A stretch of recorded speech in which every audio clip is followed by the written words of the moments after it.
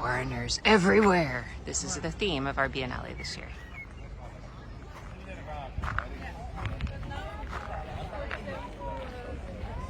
Buongiorno friends and welcome to Venice. Today I am at the Biennale. This is 2024. The Biennale is a contemporary art show that takes place every other year. Didn't really happen during the pandemic, so I'm super excited to be back here and seeing my favorite art show in the whole wide world. This is like Disneyland for art lovers. We just got here. We've already seen the Holy See Pavilion. I'm going to show you Belgium, the Netherlands, and we'll see how much we can get to, but this is a whole day experience really if you come. I have a week pass, so we're going to kind of chip away at it, but it's so much fun. So come along and see the wild and weird and provocative and thoughtful, all the things you find here at the Biennale di Venezia.